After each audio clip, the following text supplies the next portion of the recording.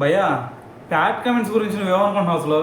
Pat Cummins మొన్న world test championship final first ఇన్నింగ్స్లో south Africa మీద 6 వికెట్లు తీశాడు, గుర్తుందా?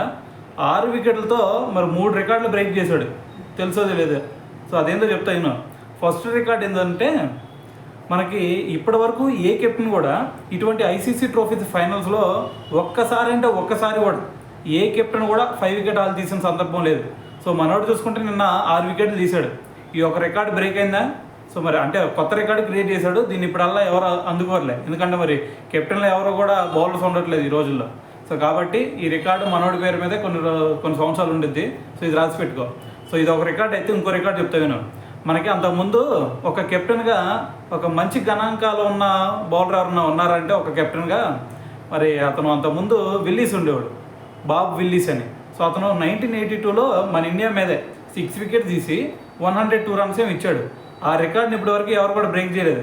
మరి నిన్న చూసుకుంటే ప్యాట్ కమిన్స్ హోల్ చేసి పక్కన పెట్టేశాడు. కేవలం 38 రన్స్ ఇచ్చి ఫస్ట్ ఇన్నింగ్స్లో 6 వికెట్లు తీసుకున్నాడు. రికార్డు బ్రేక్ అయింది కదా. ఇది రెండోది రాసి పెట్టుకో. మూడోది ఏంటో తెలుసా? బుమ్రా మొత్తం ఈ వరల్డ్ టెస్ట్ ఛాంపియన్షిప్ సైకిల్లో 77 వికెట్లు తీశాడు. 77 వికెట్లని మరి మొన్న ఒక 6 వికెట్లు తీసుకున్నాడు. మళ్ళీ సెకండ్ ఇన్నింగ్స్లో వచ్చేసరికి ఇంకో వికెట్ తీసుకున్నాడు కదా. మొత్తం చూసుకుంటే 79 వికెట్స్ తీసుకొని బుమ్రా రికార్డు కూడా బద్దలు కొట్టేసి ఈ వరల్డ్ టెస్ట్ ఛాంపియన్షిప్ సైకిల్లో అత్యధిక వికెట్లు తీసుకున్న బౌలర్గా నిలిచాడు ప్యాట్ కమిన్స్. సో అర్థమైంది కదా. మొత్తం 6 వికెట్లతో 3 రికార్డులు బ్రేక్ చేసి పక్కన పెట్టాడు. సో కాబట్టి గుర్తుపెట్టుకో, ప్యాట్ కమిన్స్ అంటే మామూలుగా ఉండదు.